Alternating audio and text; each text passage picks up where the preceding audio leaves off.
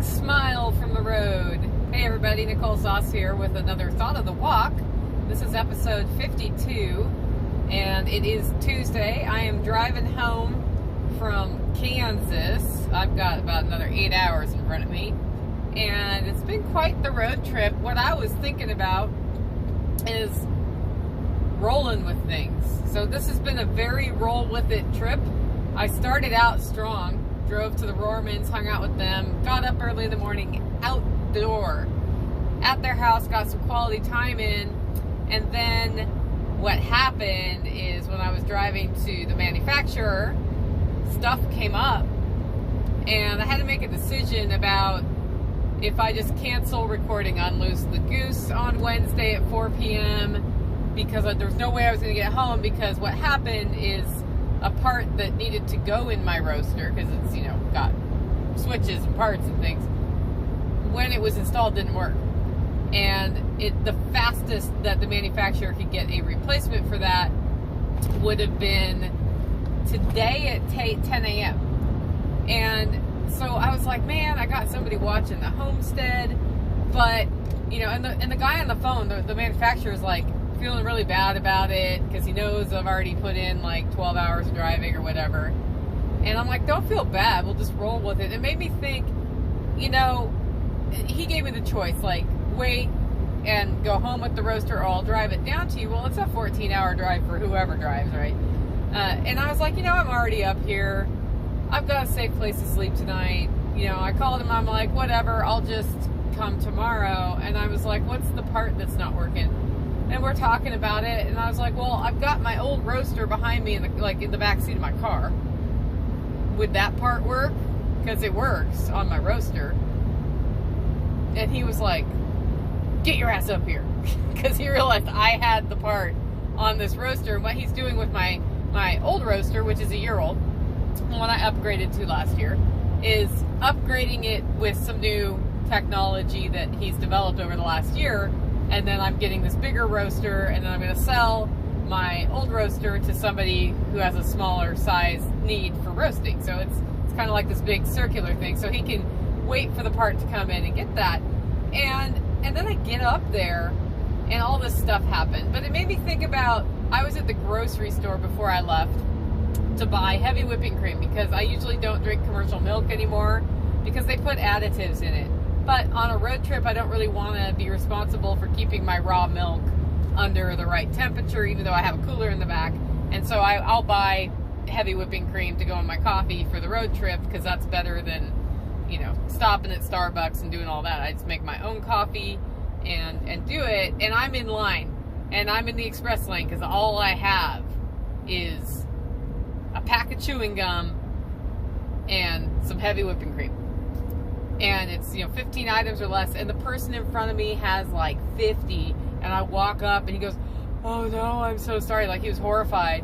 And I was like, whatever, I've learned long ago, if you're in a hurry at the grocery store and you can't roll with it, that's a problem.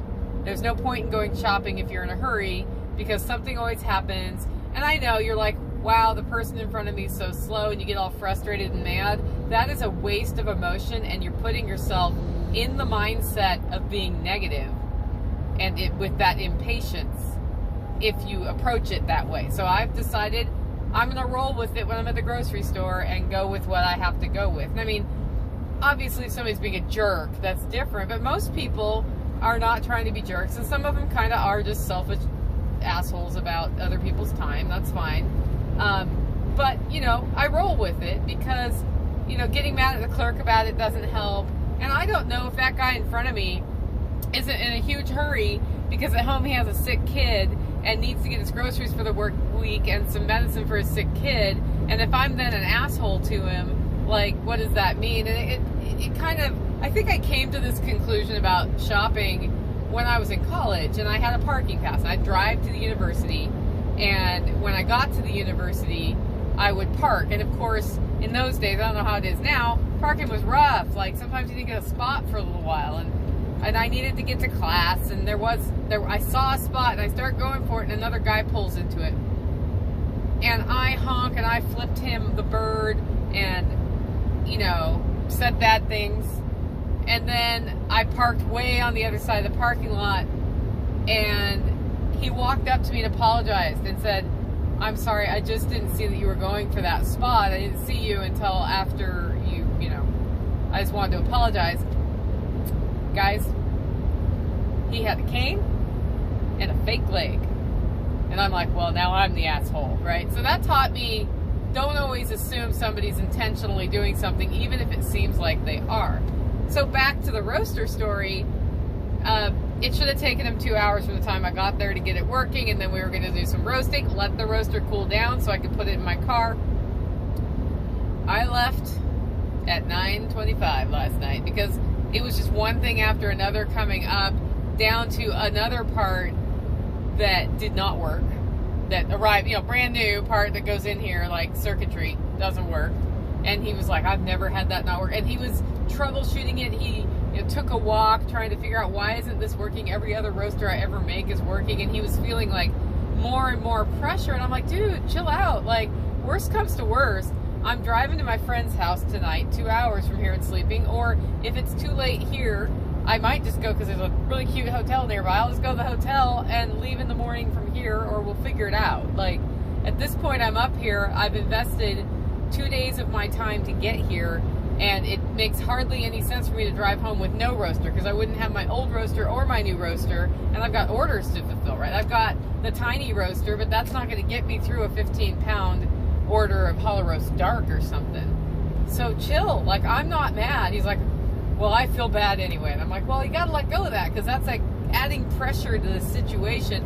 And finally, like, probably about 6 o'clock, he's like, hey, Nicole, come sit with me. Because I was just, he's got a cafe. I'm sitting in there working on my computer, getting ahead of stuff, because I knew that, like, today I'm not doing work. This is getting produced by my assistant. So thank you, Pranav, for getting this up on YouTube.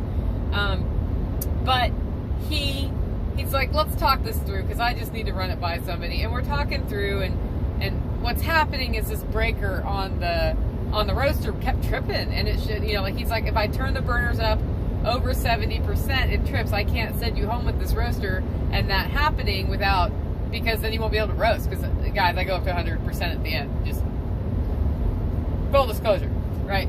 So he's like, I've like measured how much is coming out of every element and the blower, and the total, you know, amperage used is about, you know, 52 to 58, right? It's a 60 amp breaker. And finally I was like, and so we talked that through, and I was like, yeah, that makes sense. Have you checked if the breaker's broken? He's like, it's a brand new breaker. I've never had that happen. He's like, but I do have a second one. So let's just go put that in and we'll rule that out. Guys, breaker was broken. And from that time on, once that was all done, it was about 3 hours before I left, because we needed to make sure it really worked. And then I went to a friend's house, and I got in like midnight, and I'm not a good late night driver, so I was talking on the phone to a friend in Oregon and like trying to stay awake. But I was rolling with it, and the same thing. I was like, well, I'm going to drive to my friend's house where I'm supposed to stay in their guest room tonight, and if I get tired, I'm pulling over and either sleeping in my car or I'm sleeping in a hotel room. And that's what I did. I just rolled with it, and I got there and I was fine. Got to have a, you know, little chat with my friend who was still up. Got up this morning, was supposed to get out by 6 in the morning. Decided, you know what, that was a late day for me yesterday. I'm gonna roll with it some more. Then leave till 8:30. Because I slept an extra hour, so that today when I'm driving 10 and a half, 11 or 12 hours or however long it takes me, it's good to go. I just wanted to share that with you, because a lot of times we put ourselves in the headspace where something has to get done. Something has to get done, and you're in a hurry, and something happens to slow you down, and you get mad about it. And when you get mad about it, it always seems like more things happen to slow you down. If you roll with it and make it funny or make it fun, what I have found is barriers go away. And it's all about the mindset and the perception, I think. And then your energy that you're putting out there, if it's frantic, has a tendency to build more barriers than to tear them down. And that's a bad thing. So roll with it, guys. Roll with it. I'll be back on Thursday with another Thought of the Walk. Make it a great week.